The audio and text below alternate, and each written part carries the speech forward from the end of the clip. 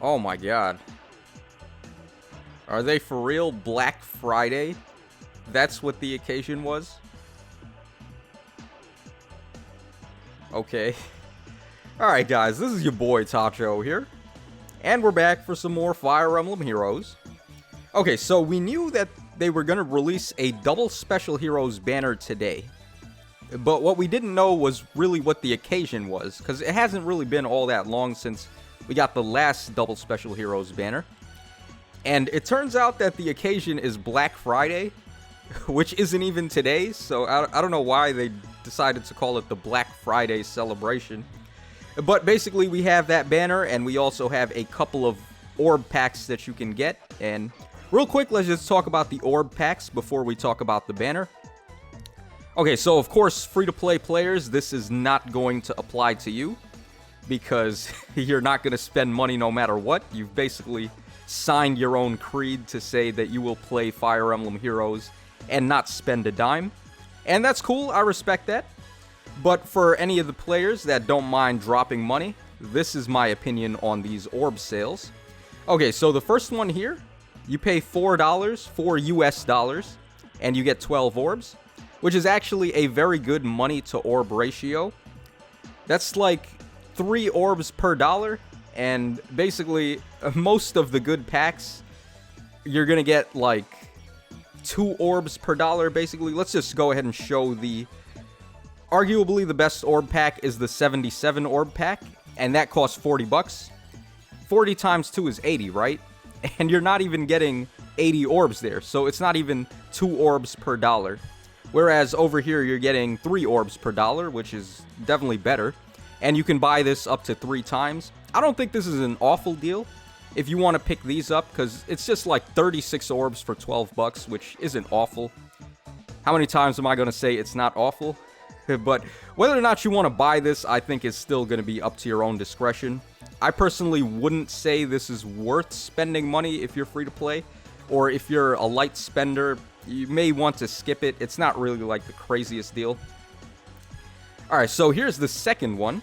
You're getting a first summon ticket, which is basically just a free summon on the double Special Heroes banner. So you could equate that to being worth 5 orbs. So 60 orbs on this pack for $27 basically. Is that a good deal? Actually, I don't know.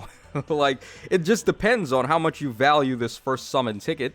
You're also getting 5,000 hero feathers, which honestly, that's not really that impressive. If you buy this twice, you'd be getting 10,000 hero feathers. If they really wanted to make this an enticing deal, they might as well have just made this 20k feathers, so you could go ahead and upgrade somebody into a 5-star right there. But alas, it's only 5,000 feathers. And the base starting price for this one is way more than the other one. This one is 27 bucks, while the other one is $4. So, I mean, definitely a lot more of a spend. And I don't really think this one is worth it, honestly. Yeah, the first summon pack and the orbs could be nice, but I would just say skip. Okay, next up we have this pack here. This one's a little more interesting because you are getting a unit out of this. So 27 bucks, you're getting 50 orbs, which is actually less than the other pack we just looked at. But you're getting a 5-star on the house. So we have this Dancing Reinhardt here. He is a flying green tome unit, and he's basically the only green tome unit in the game that has a brave attack. So if you value that, I guess this could be okay. He's a dancer, of course. He's got Death Blow 3, Chill Res 3, and then Joint Hone attack. Not really the best skills anymore. The Joint Hone skills have been absolutely destroyed by the Joint Drives, which are so much better. So I guess this pack really just depends on how much you value that Reinhardt. But I would say this is honestly a skip as well. You don't really want to go for this. Okay, and the final Black Friday deal that we have is the Legend Pack, which the starting price for this is 75 bucks, which is just outrageously high. But you're getting a copy of Legendary Julia. She is a very good unit, I won't deny that. Virtuous Naga is very good, of course, and then she has Mirror Impact, Light and Dark, and Attack and Res Oath. And you're also getting 20 Trait Fruits as well. But this is just way too expensive to get a copy of Legendary Julia. Like, honestly, they could have made this Duo Micaiah, who I think is the best unit in the game. And I still would have said this is probably way too expensive. But of course, it would have been a little bit more enticing had it been Duo Micaiah. So it just being Julia, I don't really think that's enough to justify the price tag here.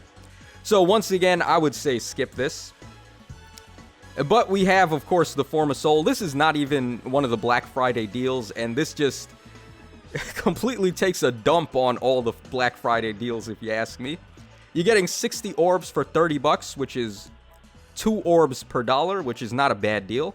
And then the Forma Soul, which is like way better than just picking up those regular units in the shop, because you're able to deck them out with whatever skills you want, which is just so much better.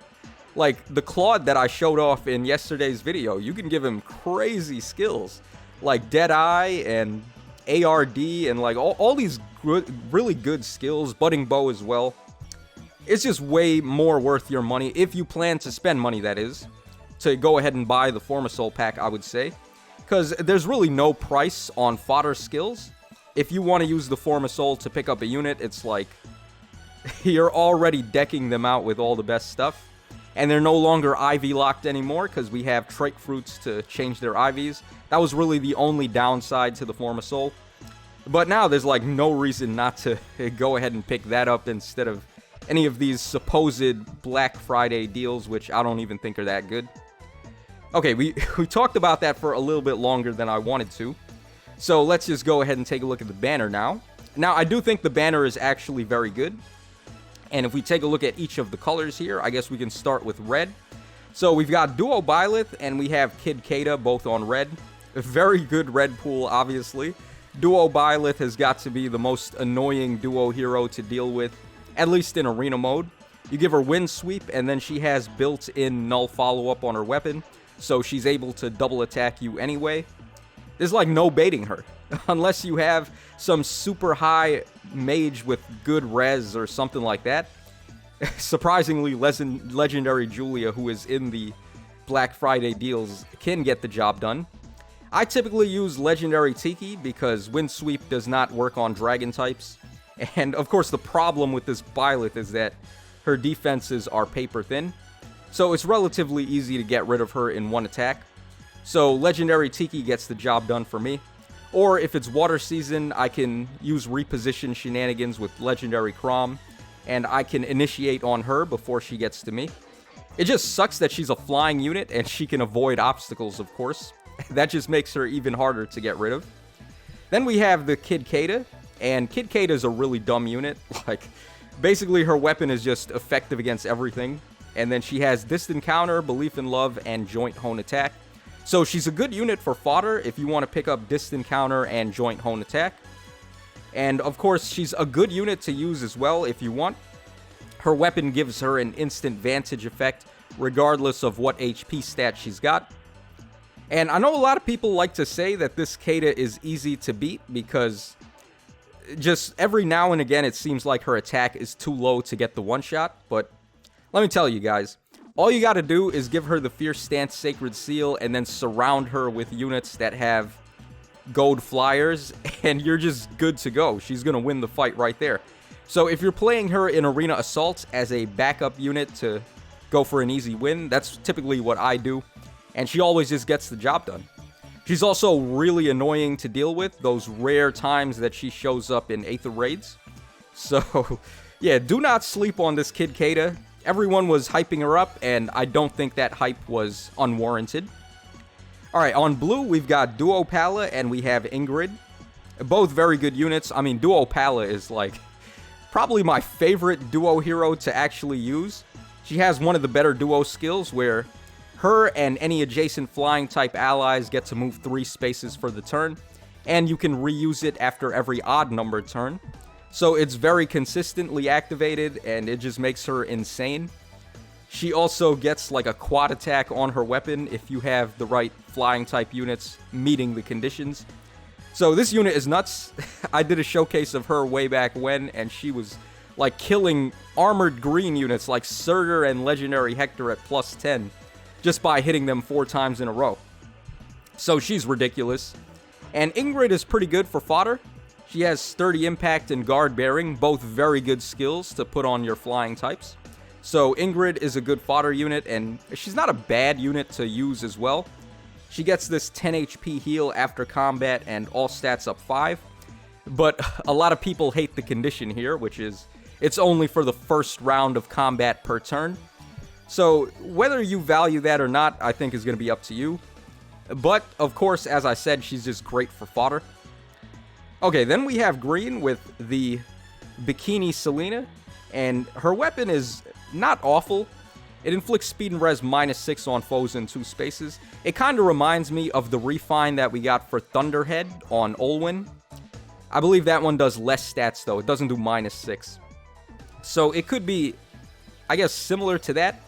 But if you have that Green Tome Olwyn already, then with her refined weapon, and her weapon also has the Blade Tome effect, which is going to deal a lot more damage than simply attack up 3. And they're both Green Tome horses, so, like, yeah, I wouldn't really put too much stress into this unit. She also comes with Speed and Res Snag, which is relatively rare. I guess she's the only unit in the game that has it. But the Snag skills aren't really, like, the end-all, be-all, I would say. It's just nice to get them on certain flyer types or certain cavalry types if you can't come up with a better B-slot. Okay, and we have Sylvain. This guy, he's summonable as a 4-star. So if you're interested in picking up maybe Rouse, Attack, and Defense, that may not be an awful idea. The Rouse skills are definitely among the better C-slot skills if you want to try to go for some stat bonuses. But, like, the rest of his kit, I don't really think is all that good. Melon Float is going to give him Attack and Res up 5 and a 7 HP heal in his first round of combat for the turn. Which, like I said, is a condition that not a lot of people enjoy. And finally, on colorless, we have Bride Fiorm and we have Dorothea. Honestly, it's really random that Bride Fiorm is on this banner. Didn't she get run on a double Special Heroes banner already, I thought? I feel like she did. So, I don't know why they brought her back. I mean, she's not bad if you want to inflict isolation, of course. But she has to have more HP than the foes, and it's pretty tough to do that in Aether Raids, honestly. Like, if the units have somebody like Sylvia and Ninian or any of those high HP dancers, and then they give them, like, plus 15 from Blessings or plus 10 from Blessings, it becomes really difficult for this Fiorm to actually use her isolation effect. So, she's not really all that consistent anymore. And Dorothea is just a dancer with Hone Attack 4, Attack Cantrip, and Hidden Thorns. And what Hidden Thorns does is basically the same thing as Melon Float, except with Dagger 7. So I don't really think this unit in particular is all that worth it. So definitely, if you're going to summon on this banner, I would say definitely red sniping and blue sniping are going to be your best bets. And that basically wraps it up for this video here today. Let me know in the comments section what you guys think of this double Special Heroes banner, as well as the Black Friday deals that we got. I'm personally not impressed by the deals, but I don't think the banner is all that bad. We're also getting a whole bunch of summoning tickets from just doing these missions right here. I believe you can get a total of 5, and of course we get the free summon. So if you want to try your luck with the tickets and the freebie, then that's definitely going to be good enough, I think, if you want to try to just pick up a copy of somebody on here. But anyways, that's all for today. This is your boy Tacho signing out. So take care, everybody, and I will catch y'all again on the flip side.